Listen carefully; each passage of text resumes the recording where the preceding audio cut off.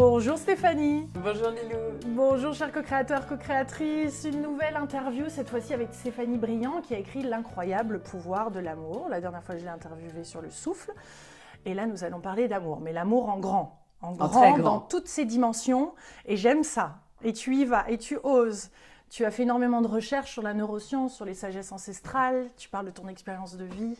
C'est un ouvrage qui est passionnant, très bien construit et qui nous amène vraiment à ouvrir nos ailes. On peut oser ouvrir nos ailes parce qu'il y a un vrai intérêt, surtout en ce moment, de vivre cet amour dans le concret, dans le tangible. Tu n'es pas à Los Angeles, tu n'es plus à Los Angeles. Nous avons la chance de t'avoir à Paris.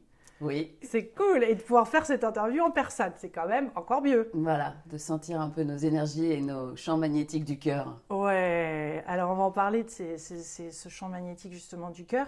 Mais j'adore la façon dont le livre commence sur, mais finalement dans la vie il n'y a que deux choix, amour ou peur. Et ça j'en parle souvent, je trouve que c'est vraiment tellement précieux d'avoir cette boussole-là intérieure, ou en tout cas cette compréhension-là. Parce que c'est vrai que nos choix sont bien souvent dans la peur et on s'en rend même pas compte. Et ça a un vrai impact pour le coup. C'est vrai que moi, ça a été soudainement un déclic parce que j'avais déjà entendu ces notions plusieurs fois. Et puis un jour où j'ai compris ce que ça voulait dire. Mais j'ai compris au sens, ça a infusé dans mon corps. Et j'ai réussi à faire ensuite la différence entre quand j'étais guidée par l'amour et quand j'étais guidée par la peur. Et à chaque fois, dans quel que soit le choix de ma vie, c'est la question primordiale que je me pose. Et je donne une petite astuce dans le livre qui est de dire, bon, quand vous avez du mal à savoir pourquoi, essayez de vous dire, est-ce que la phrase « mon cœur me guide vers ce choix-là » sonne juste. Parce que souvent, on ne se rend pas compte que c'est la peur qui nous anime. Et là, eh ben, ça va faire un petit peu basculer la planche et ça va être compliqué après de rétablir la situation. Encore plus en ce moment, non? J'ai l'impression que si on n'est pas dans cette intégrité-là de l'amour, ça nous retombe dessus très très rapidement. Oui, je pense qu'en effet, il y a une espèce d'immédiateté maintenant des conséquences qu'il y avait moins autrefois. Et puis aussi, on voit plus les peurs. Parce que finalement, on s'aperçoit que dès qu'il y a des espèces de cristallisation, des débats, ou notamment sur les réseaux sociaux, beaucoup de violence, mais il y a la peur derrière et on partage tous la même peur, sauf qu'elle ne va pas s'exprimer de la même façon. Donc quand on essaie de remonter la source aussi du conflit en disant « Ok, quelle est la peur qui anime tout ça ?» Eh ben, ça permet de débloquer l'amour. Parce qu'on ne le voit plus comme quelque chose qui vient nous heurter, de la colère, Voilà. Donc penser en termes de peur et d'amour, ça permet toujours de dissoudre la peur. Et alors ce que j'ai beaucoup aimé, c'est quand tu parles de l'amour quantique. Et ça, c'est quand même très pratique également. Bon, ton livre est concret, c'est-à-dire qu'il y a les recherches, mais il y a également des exercices, etc. Mais là, oui, par rapport à ces différents états de l'amour finalement, et que l'amour est comme l'eau, il a différents états qui nous permettent aussi de nous guider, de savoir là où on en est, non? J'ai eu une approche en me disant, et si on voyait l'amour autrement que comme un sentiment, et vraiment comme une énergie. Donc quand j'ai commencé à faire mes recherches en neurosciences, je me suis aperçue qu'il y avait plein de choses liées à la physique justement, à la physique quantique. D'une part aussi les états de la matière, donc la physique quantique parce que l'amour est toujours là, toujours accessible, mais c'est nous qui ne sommes plus capables de le catalyser.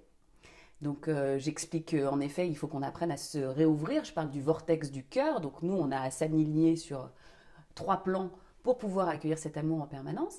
Et l'amour, quand on le comprend selon les états, eh bien, on s'aperçoit que oui, on bascule d'un état à l'autre. Donc, je dis qu'il y a en effet 4 états de l'amour, qui sont l'état plasma, l'état solide, l'état liquide et l'état gazeux. Et que l'état souhaitable est l'état liquide, parce qu'il réunit le gazeux, le plasma et le solide. Le gazeux, pour faire vite, mais c'est intéressant, c'est un état où on ressent cette espèce d'accélération des particules, justement. On est gazeux, on ne se contient plus. Donc, c'est quand on est amoureux, mais pas seulement. Quand on accueille un bébé, par exemple, qu'on est fait d'amour pour un bébé. Quand on se prend de passion pour une nouvelle vocation, quand on a envie de soutenir un leader politique. Là, on est dans le gazeux, là, on est dans le futur possible. Et on voit que dans le cerveau, qu'est-ce qui s'anime? Justement, c'est la dopamine. La dopamine, c'est le circuit de récompense sur la potentialité, sur le peut-être un futur meilleur. On est très excité. Voilà, c'est un feu d'artifice sous le scalp. Et l'état gazeux, c'est vraiment ça. On ne se suffit plus à soi-même. L'état solide, eh bien, c'est une neurochimie qui se met en place, qui est la neurochimie de l'attachement, du lien. Donc, on est à l'aise avec l'autre parce qu'on commence à être en sécurité, à avoir créé vraiment ce lien. Sauf que dans l'état solide, parfois, tout ça, c'est un peu trop serré. On voit les atomes, justement, qui sont coincés et qui ne peuvent plus bouger. Parce que... Oui, les dépendances, tu parles de dépendance aussi. De dépendance. D'addiction même. Exactement. Et puis aussi de ressentiment. On est vraiment dans le passé. L'état solide, c'est un état du passé. Comme on a créé du lien, parfois, si on y reste bloqué, ça ne bouge plus. Et en fait, ça sent la naphtaline et on n'est pas bien dans notre relation parce que c'est trop coincé. L'état plasma...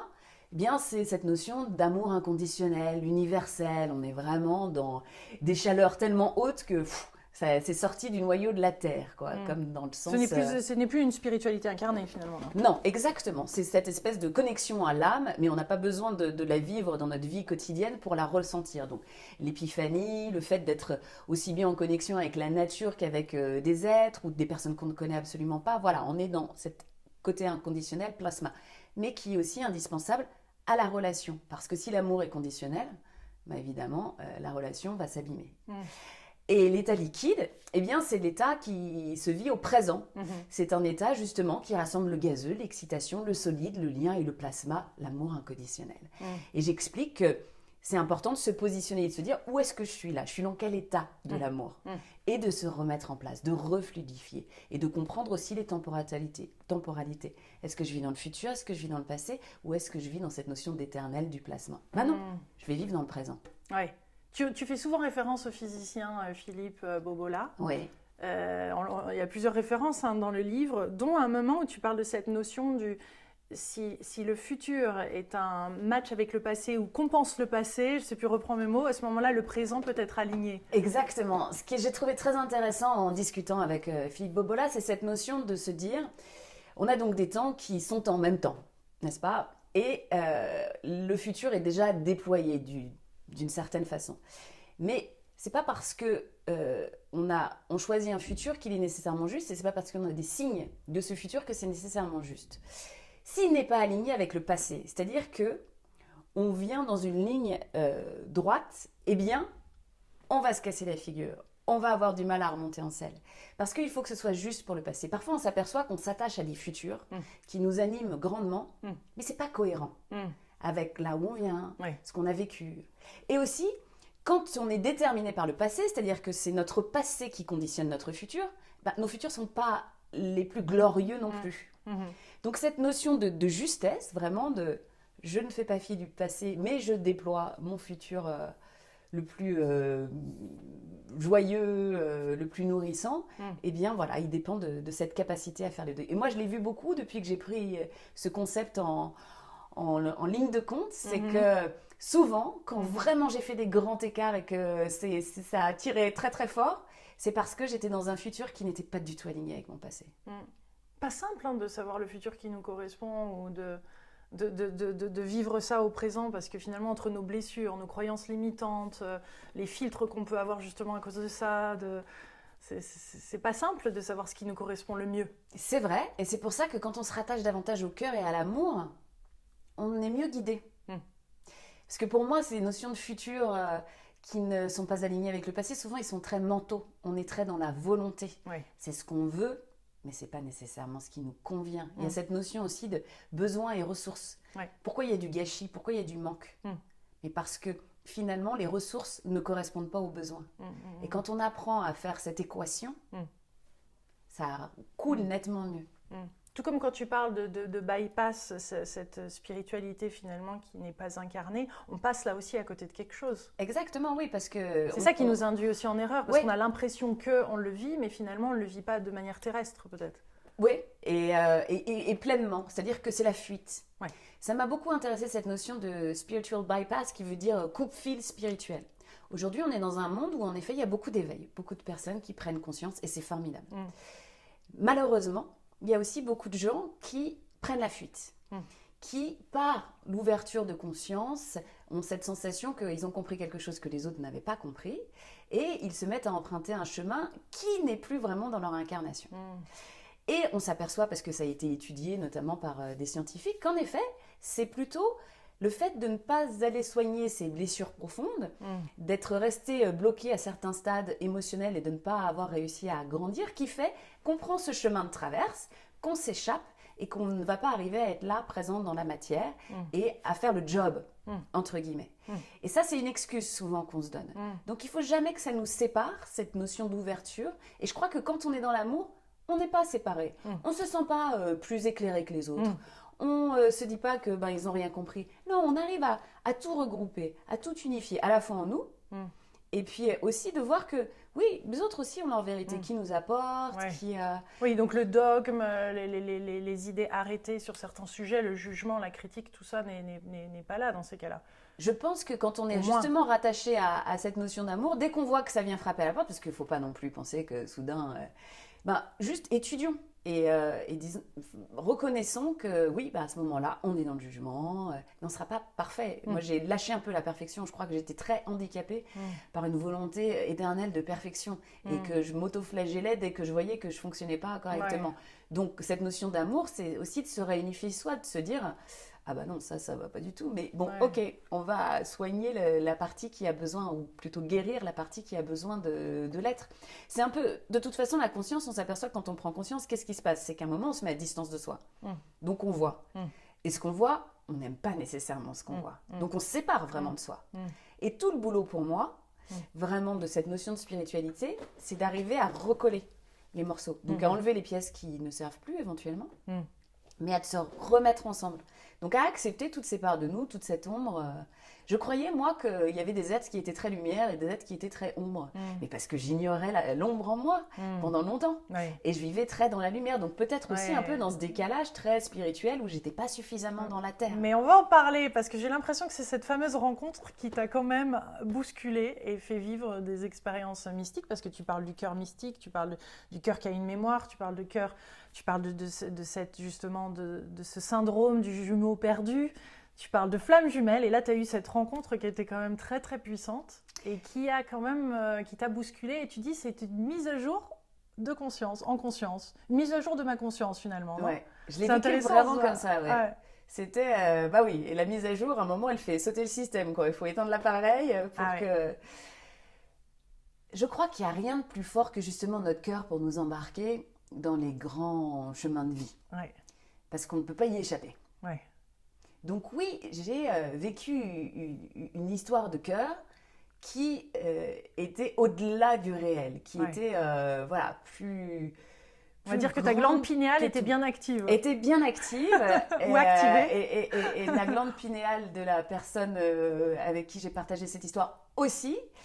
Et donc, je pense que tous les deux, on s'est brûlés. Et c'est ça qui était très intéressant, c'est que tout ça s'est produit aussi pour se remettre en place. Je ne suis plus du tout la personne que j'étais avant. Mais je compare ça aussi au phénomène d'individuation dont parle Carl Jung, parce que je crois qu'il y a un moment où on quitte ses certitudes, vraiment on se sépare de soi, on se regarde totalement différemment, et l'amour peut nous y amener parce que l'amour nous fait tellement mal. Enfin non, je vais reprendre mes mots. Je dis l'amour ne fait jamais mal.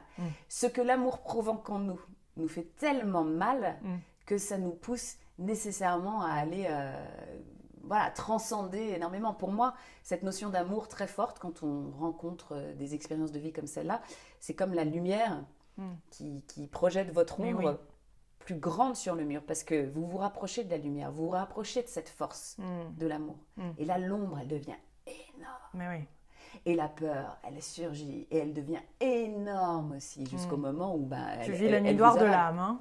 Complètement. J'ai vécu une vraie nuit noire de l'âme. J'ai vécu des phénomènes qui m'ont aussi beaucoup interpellée, où vraiment je sentais ces notions de conscience qui sortaient, qui rentraient. J'étais spectatrice de plein de choses. C'est une forme de burn-out. Je crois que le burn-out, il est vraiment lié à ça. C'est-à-dire que j'ai pas vécu de dépression, j'étais pas apathique. Tu as vécu un burn-out spirituel, dis donc. Ouais. Un burn-out amoureux, un burn-out mystique, mais un burn-out général. Général. Je crois que quand on brûle comme ça, justement, et que ce soit dans le travail ou ça nous appelle à nous remettre ensemble, et surtout, vous n'êtes pas vidé. En revanche, vous savez pas du tout ce qui se passe, mais vous voyez que là, il se passe quelque chose de très profond. Donc, quand on me posait la question, est-ce que ça va bien? Je disais, je sais pas trop. Comment on peut t'aider? Je pense qu'il n'y a pas de façon de... Mais vous me croisiez, je continuais à... Sauf que c'était comme une coquille, si vous voulez, où à l'intérieur, oui, il y a toute une transformation. Donc, voilà, je crois qu'on a des rencontres. Donc, tu nommerais cette relation flamme jumelle ? Ça m'a beaucoup interrogée. Je ne sais pas. C'est compliqué, encore une fois, parce que je trouve aussi qu'il ne faut pas valider par ces notions-là des relations qui abîment. Donc, en tout cas, j'ai eu vraiment l'impression d'avoir un lien de conscience que la vie venait valider, avoir eu des compréhensions mais inouïes du fait de cette connexion avec cette autre âme, oui. Et ou une pour partie moi, ça a de été ton âme. unique, ou une partie de mon âme, exactement, parce que l'idée de la flamme jumelle, c'est de dire que c'est une âme qui s'est divisée de conscience. Donc oui, j'ai eu l'impression de retrouver une partie de moi. Ben, c'est ce qui m'a permis de me réunir. Et aussi, je compare ça, tu en as parlé, à la notion du jumeau perdu. Oui. On sait que les cas de jumeaux perdus sont très courants. Et je pense que peut-être que l'on a besoin sur son parcours de rencontrer ce genre d'événement, ce type de relation, de choc, quand on porte en soi cette impression qu'il nous manque une part de nous. Intéressant. Et à mon sens, ces expériences de vie d'ordre amoureux sont aussi très liées à soi. Moi, j'avais une sensation qui ne doivent pas forcément se vivre dans le coup d'une longue histoire amoureuse. C'est fait pour un moment, comme créer cet électrochoc. Oui. Ça t'a catapulté aussi quand même vers ta mission de vie, ou ce qui est vraiment important, ou justement faire le travail qui était nécessaire aussi par rapport à l'ambition et le projet de vie et la vision que tu as. Oui, ça m'a beaucoup fragilisée et donc poussée à ça. C'est qu'à un moment, on n'a plus le choix. Donc, on est face à, ok, c'est le chemin que je dois emprunter et il n'y a plus de questionnement à avoir. Mais oui, c'est pas nécessairement pour vivre une vie avec cette personne. Et c'est pas uniquement romantique, hein. Je pense qu'on peut le rencontrer aussi dans ses amitiés, dans les personnes autour de nous. Parfois, on reconnaît des âmes vraiment où on se dit, voilà. Et puis des personnes qui jalonnent notre chemin régulièrement, qui reviennent. Et je crois aussi que on s'aperçoit aussi de tout ce qui manquait pour que ça puisse fonctionner. Moi, ça m'a permis de voir, non, de toute façon, c'était impossible parce que tu n'avais pas encore travaillé là-dessus, ni là-dessus, ni là-dessus. Et si on prend vraiment la compréhension des flashs jumelles, on explique que l'objectif, c'est quand même la réunion, mais que est-ce qu'elle se fait en plusieurs vies ? Est-ce qu'elle se fait en plusieurs étapes ? Parce que seulement quand les deux sont prêts, qu'ils ont fait le travail, exactement, que la réunion est possible. Parce qu'évidemment, ça va laisser quand même une sensation d'inaccompli. Mais en revanche, on se réjouit de l'histoire, on se réjouit de ce que ça a apporté. Mais on se dit, c'est comme quand on a un échec quel qu'il soit, on dit, non, on n'est pas allé jusqu'au bout. Mais pour autant, l'échec est arrivé, vraisemblablement pour les meilleures raisons. Alors, quelle est ta vision maintenant de la conscience ? Alors, j'ai une vision double. Entre la conscience, tu vois, le cœur, l'âme, la glande pinéale, notre corps, etc. Comment tout ça fonctionne dans cette... Comment tu vois ce fonctionnement ? Pour moi, on a deux types de conscience. On a une conscience du cerveau et on a une conscience du cœur. Et la mise à jour de l'être humain, justement, elle vient par la conscience du cœur. La conscience vient frapper à la porte régulièrement par les sentiments. C'est pour ça que l'amour n'est pas un sentiment, mais la façon dont on le reçoit est un sentiment. Et là, ça nous permet une ouverture. Et parfois, on ne les sent pas. Et le cœur, il est vraiment notre indicateur, d'une part parce que quand même, c'est notre seul organe avec lequel on est connecté en permanence. On peut sentir ses pulsations, on sait où on en est. Et quand on s'y reconnecte, il ne nous lâche plus. Il vous fait vous sentir serré quand ça ne fonctionne pas. Et vous avez toujours aussi cette sensation un peu d'être entre la vie et la mort. Vous voyez très bien, parfois vous avez l'impression que vous allez mourir. On voit qu'il y a des pathologies du cœur ou des sensations dans cette région qui sont de plus en plus fortes aujourd'hui. Parce que je pense que, comme tu disais, le coup près, il tombe beaucoup plus vite. Quand on n'est pas aligné, quand on ne fait pas les bons choix, bam ! Et là, on a cet indicateur, cette boussole intérieure qui est super forte, qui nous éclaire en permanence. C'était quoi ta question déjà ? La relation entre le cœur justement et la glande pinéale, l'âme et comment tout ça interagit. Donc après, la glande pinéale, donc c'est dans le cerveau. On s'aperçoit que c'est très lié à toutes les expériences mystiques. Donc les neuroscientifiques qui s'intéressent justement aux mystiques voient qu'il y a une activation de la glande pinéale quand on a des espèces de sensations d'ouverture de conscience. Il y a deux choses qui se font dans le cerveau. Il y a à la fois quelque chose qu'un neuroscientifique libanais appelle l'hypofrontalité transitoire. Donc, c'est de mettre en pause la partie du cortex préfrontal qui est la dernière partie qui se développe dans le cerveau et qui nous permet d'être humains. C'est-à-dire, c'est là où notre éthique se place. C'est là où nous faisons des choix avisés parce que nous allons rechercher des informations du passé, on peut mettre les choses en perspective. Et dans le cerveau, on est capable, notamment avec des techniques de respiration, il y a certaines drogues psychotropes qui vont agir dessus, de le mettre sur pause. Et pour moi, quand on met cela sur pause, on ferme la conscience d'une certaine partie de notre être, mais c'est notre conscience du cerveau. Pour autant, soudainement, comme le garde-fou est tombé, eh bien, on peut faire entrer une autre conscience, qui est la conscience du cœur. On peut toucher à quelque chose de plus profond. On n'est plus mais dans qui est son pourtant mental. là à tout instant. Qui est pourtant là, mais difficilement accessible. Parce que très souvent, on s'aperçoit que on a quelque chose qu'on ignore. Et on a une autre conscience qui reprend le dessus. Et pour moi, c'est cette conscience de cerveau. Et les Anglais et Américains disent awareness et consciousness. Ce sont deux mots différents. Ouais. Et awareness, c'est la notion d'être conscient de ce qu'on a autour de nous, de vous marchez dans la nature, vous entendez les sons. Donc, c'est cette conscience du cerveau. Et la consciousness, c'est quelque chose de plus profond qui nous est propre. Donc, c'est pour ça que, à mon sens, il y a vraiment un distinguo à faire. Et l'inconscient, c'est aussi beaucoup du cerveau. C'est aussi beaucoup des engrammes que l'on a eus, des choses dont on n'est pas conscient, justement. Mais quand ça passe par le cœur, on a accès à une dimension qui, pour moi, c'est vraiment l'âme qui passe à travers nous et qui nous demande aussi de nous mettre ensemble. Et le cœur vient signaler, ah, là, il y a un signal qui est brouillé. Oui. Parce qu'à un moment, cette conversation et cette intelligence du cœur et cette façon de voir, je veux dire, quand le cœur est ouvert, ou en tout cas disponible à recevoir, émettre, etc., les choses sont fluides et c'est comme si la fréquence était sur une fréquence beaucoup plus d'amour et que pour le coup, on entendait beaucoup moins le mental. Et finalement, c'est à nous de presque rééquilibrer les volumes. Exactement, on a un vrai thermostat. Et on peut le faire. Après, ça peut être notre quotidien. Oui. Mais pour le faire, on a besoin de comprendre. Ouais. C'est ça toute la difficulté. Pour moi, j'ai écrit ce livre avec l'idée que y a tellement de choses qui entravent notre accès à l'amour. Mais c'est ça qu'il faut qu'on fasse lever.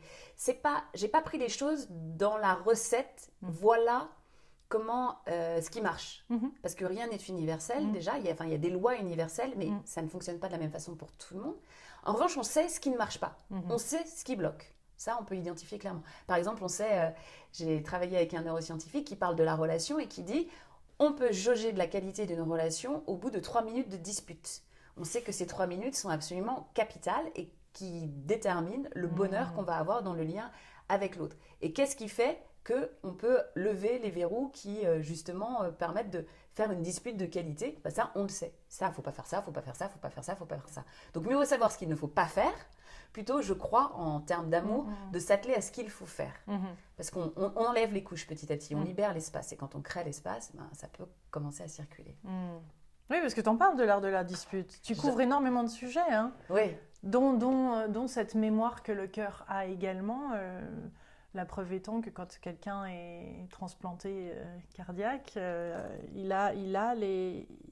Tu parlais de ce monsieur, c'était étonnant, qui retombait amoureux de la femme qui avait reçu le cœur de sa partenaire de vie, on va dire, enfin de son âme sœur. Alors ça, c'est l'histoire de Charlotte Valandré qui s'est fait transplanter un cœur et l'amoureux de la femme qui était décédée et qui était la propriétaire de ce cœur a suivi le cœur et donc a vécu une histoire d'amour avec Charlotte Valandré. Elle a écrit un livre à ce sujet-là. Et surtout, Charlotte Valandré, après avoir reçu ce cœur, a changé de goût alimentaire, a eu des rêves. Aux États-Unis, il y a eu de nombreux cas où on s'est aperçu que des transplantations du cœur permettaient vraiment d'avoir... C'est pour ça que je parle de mise à jour de conscience. C'est-à-dire qu'en recevant le cœur, monter à la conscience des éléments absolument fous. Donc, ils ont été capables de retrouver leur donneur ou l'histoire la plus célèbre des États-Unis, c'est cette petite fille qui avait reçu le cœur d'une petite fille assassinée. Et qui a pu témoigner auprès des enquêteurs et ils ont retrouvé l'assassin parce qu'elle a revu toutes les scènes du crime, ce que portait l'assassin. Enfin, les conditions sont absolument terribles, mais justement terribles pour que ce soit suffisamment marquant pour qu'on se dise il y a quelque chose. Donc, je pense qu'en effet, voilà, ce cœur, l'évidence est grande, il porte. Parce que souvent, on peut avoir aussi ces impressions de cœur. Je ne sais pas si avec ta fille, ça t'est déjà arrivé, mais parfois, on sent ce qui se passe si l'enfant a une difficulté ou est en danger. On a quelque chose qui nous arrive là. Donc, il y a de l'information qui se produit. Puis, il y a aussi l'enchevêtrement quantique. C'est-à-dire qu'on n'a pas besoin d'être au même endroit, on n'a pas besoin d'être connecté. Mais parfois, on a ces notions de qui nous arrive dans le cœur. Donc, pour moi, c'est vraiment ce capteur. Et est-ce que on le porte par l'ADN ou est-ce que simplement il est capteur et puis il arrive à collecter comme ça les informations? C'est le champ électromagnétique le plus important du corps. Il est 5000 fois plus puissant que celui du cerveau.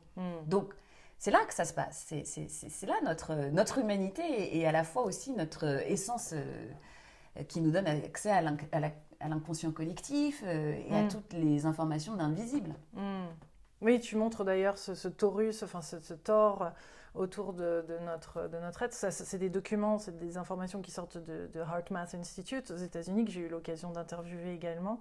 Et c'est vrai qu'on sent qu'en France, ce genre d'information est presque, pour avoir été faire partie d'un groupe de personnes qui voulaient mettre en place un documentaire sur le cœur pour la télévision française, on voit qu'ils ne prennent pas au sérieux HeartMath Institute. C'est comme si, tu vois, Arte, Canal+, ou autre, pour eux, c'était pas assez solide en information, alors que c'est quand même, ils ont dédié leur recherche à ça, tu vois, non? Tu sens ce décalage, toi qui habites aux États-Unis C'est un moment compliqué, et moi je comprends très bien, et justement ce sont les peurs qui remontent. Quelle est la peur aujourd'hui?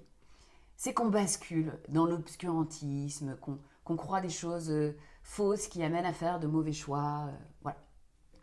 Et quel est le principe aussi de la recherche, de la curiosité et de la science? Parce que la science, on s'aperçoit qu'il y a plein de choses fausses qui ont été amenées. Et c'est le principe, c'est qu'on émet des hypothèses et qu'après, on va peut-être découvrir dans un siècle que ça, c'était pas valide et où maintenant on a un complément d'information. Mais on met beaucoup moins en cause les scientifiques. À partir du moment où vous avez fait vos études, que vous avez votre diplôme, vous êtes scientifique, voilà. Mais aux États-Unis, les scientifiques ils vont enquêter sur des sujets tellement variés. Pourquoi? Parce qu'ils ont beaucoup plus d'argent. Donc la recherche, elle a de l'argent pour tout. Dans le livre, je parle d'une enquête qui a été faite sur les stripteaseuses, savoir à quelle période du mois elles gagnaient le plus d'argent. Donc on se dit, très intéressant. Oui, très intéressant de surcroît. Non, mais on se dit simplement, ils ont réussi à trouver des fonds pour faire. Je pense pas que ça marcherait en France à l'université où on dirait, alors je veux faire une enquête sur les stripteaseuses. Parce que tu ovules et tu reçois plus de pourboire. Excellent. Et donc, ce qui se passe aujourd'hui, c'est ça, c'est qu'on oublie que les philosophes aussi ont amené des idées qui étaient de la sagesse, de l'intuition. On travaille aussi beaucoup là-dessus.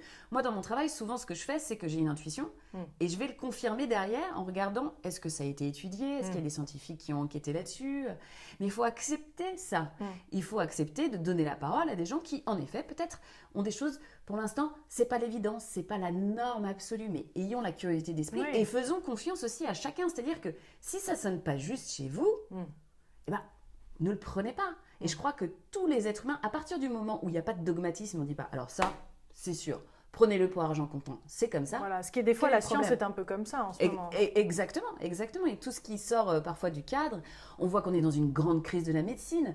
Aujourd'hui, la médecine traditionnelle qui ne prend pas en considération l'ensemble du corps, quand on n'est pas dans la médecine intégrative, on se prend les pieds dans le tapis. Il y a une énorme crise chez les soignants qui sont aussi dans une épidémie de burn-out, qui ne trouvent plus de sens à ce qu'ils font. Donc il faut vraiment se poser les questions, ça devient urgent et ne pas se dire « Ok, c'est dangereux de montrer des alternatives ou des choses nouvelles. » Non, ça enrichit, ça fait avancer, ça pèse sur le débat et ça c'est important. Et ne craignons pas. Enfin, pour moi, voilà, ne soyons pas dans la peur, soyons dans l'amour, embrassons ce qui est en train de se présenter. Et peut-être que c'est pas juste. Et même si c'est pas juste, quel est le problème? Oui, explorons. Continuons d'explorer. Explorons. D'ailleurs, tu émets plusieurs hypothèses. J'ai beaucoup apprécié parce que c'est rare dans un livre comme ça où il y a justement ces recherches où tu oses proposer tes propres hypothèses, théories. Voilà, et que je mets en hypothèse, c'est-à-dire que je fais des liens entre des choses qui, voilà, pour l'instant ne se parlaient pas entre elles. Et ça pose des questions. Et je trouve ça intéressant. Ça fait avancer le débat, en tous les cas. Ça fait avancer le débat. Et puis, ça ouvre... Pour moi, l'être humain, il fonctionne par curiosité. On a besoin de mettre des petites graines. Et puis, on a le droit de dire, ah bah non, ça me parle pas.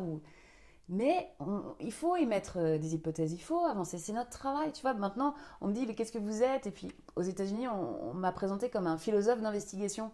Et j'aime bien cette notion, parce que je trouve que oui, la pensée, mais j'ai besoin d'aller sur le terrain pour aller glaner de l'information, puis passer dans le concret, dans le corps, comprendre vraiment sur toutes les strates. Parce que moi, j'ai besoin qu'on puisse l'expliquer dans le corps, ce qui se passe. Oui. Si, t'as besoin de le vivre. J'ai besoin de le vivre, et puis même de savoir, ok, qu'est-ce qui se passe physiologiquement? Oui. Et de comprendre aussi dans le mental, qu'est-ce qui se passe? Et pas de rester sur un seul pan. Faut qu'on saisisse cette globalité-là. Et c'est aussi ce qui inquiète beaucoup, parce qu'il y a des médecins qui disent, oula, donc là, il y a des choses, ok, sur le nerf vague, mais que j'avais jamais anticipé, mais qui sont liées à ça. Mais de quoi parle-t-on? Il y a un nerf de l'amour, mais qu'est-ce qui est dit? Très intéressant. Parlons de ça, justement, avant de clôturer cette interview, parce que c'est très intéressant, cette notion de nerf vague. Enfin, ce nerf vague. Eh bien, c'est un chercheur de Stanford qui est un grand spécialiste de l'empathie, de la compassion, qui a étudié mais, des milliers de cerveaux et puis des situations, qui dit, nous avons un nerf de l'amour, c'est le nerf vague. Parce qu'il a fait un certain nombre d'expériences et montré que quand le nerf vague était activé, eh bien, on se sentait moins séparé des autres. Même s'ils étaient aux antipodes de nos idées politiques ou vraiment avec une façon de vivre qu'on avait tendance à condamner, et bien là, soudainement, on arrivait beaucoup mieux à communiquer. Simplement parce qu'on avait initié, et notamment par la respiration, on peut le faire aussi, activer le nerf vague. Et donc, plus notre nerf vague fonctionne bien, on sait aussi, c'est Stephen Porges qui a montré ça avec la théorie polyvagale, que le nerf vague, il a deux modes. Donc, il y a le mode ventral et le mode dorsal. Et dans le monde dans lequel on vit, très anxiogène, on vit de plus en plus dans le mode dorsal. Et le mode dorsal, c'est un mode d'immobilisation. Donc, on ne peut plus être en connexion et avoir des relations sociales. Aujourd'hui, il y a beaucoup de gens qui sont coincés dans ce mode-là, qui ne savent pas, mais parce que ce nerf vague ne fonctionne pas correctement. Donc, en retravaillant physiologiquement, physiquement, et en aidant ce nerf à bien fonctionner, bien faire son travail, on va changer notre accès à l'amour, on va changer notre façon d'aimer. C'est quand même dingue. Ouais. Tu nous proposes un exercice, je crois d'ailleurs, pour l'activer ou qu'il soit plus, pas présent, mais actif. Le tonus du nerf vague, qui est connecté au diaphragme. On voit que quand le diaphragme va bien, le nerf vague va bien. Donc, on peut travailler juste sur des exercices. Mais c'est ça qui est fascinant. Moi, ça me réjouit quand je vois ça, en fait. Et puis, ça c'est logique, au final. C'est logique, exactement. C'est logique. Ouais. Et quand on arrive à mettre tout ça ensemble, eh ben, on voit que, oui, il y a des processus qui permettent de tout soutenir. Notre santé, notre clarté mentale, notre bien-être et notre relation aux autres, notre façon d'accueillir l'amour. Parce que le social, c'est un aspect essentiel. C'est un des piliers de notre bien-être. Donc, il passe par la relation. Pour avoir un social épanoui, il faut savoir maîtriser l'art de la relation. Voilà. Merci pour cette délicieuse lecture, ouvrage que tu partages ici. C'est juste, et puis là ça confirme, cette interview confirme également. Je suis ravie de pouvoir t'avoir revu et d'avoir pu passer ce moment avec toi et de partager ça avec vous, chers co-créateurs, que c'est délicieux de parler d'amour dans tout ce Et puis il y a tellement de choses à dire. Voilà, il y a beaucoup de choses à dire. Et oui, mais c'est merveilleux. Ouais. Mais je suis contente parce que j'avais mes petits points que je voulais couvrir et je les ai couverts avec toi aujourd'hui, même s'il y en a très très nombreuses pistes pour faire une interview sur ce livre. Mais bon, après, bien sûr, il y a ce livre, L'incroyable pouvoir du cœur, aux éditions Actes Sud. L'incroyable pouvoir de l'amour. De l'amour. Non, mais ça répète le cœur. Oui, mais c'était limitant. Non, oui. Si l'amour est une énergie, voilà, le cœur n'est pas une énergie. Le cœur est un récepteur. Et puis, j'ai créé aussi l'Académie de l'amour. J'avais fait l'Académie du souffle. Donc, où il y a des masterclass en ligne. Et puis, où aussi il y a tous les événements. Parce que je fais beaucoup plus de conf-expériences, où je permets aussi aux personnes qui viennent de vivre des expériences d'amour en travaillant sur ces notions de nerf vague. En ligne, pas en personne. Si, en personne. En personne, donc, super. je commence à sillonner un peu la France. Et c'est génial. Il se passe des choses dans la salle qui... Ouais. Voilà. Bon, donc, on retrouve tout ça sur ton site. Sur le site académiedelamour.com, ouais. Super. Merci beaucoup Stéphanie. Merci Lélou. Et merci à tous et à très bientôt. Gros bisous. On vous embrasse. Merci de partager cette interview. On va la répandre comme l'amour peut se répandre sur la planète en ce moment. Gros bisous, chers co-créateurs. À très bientôt.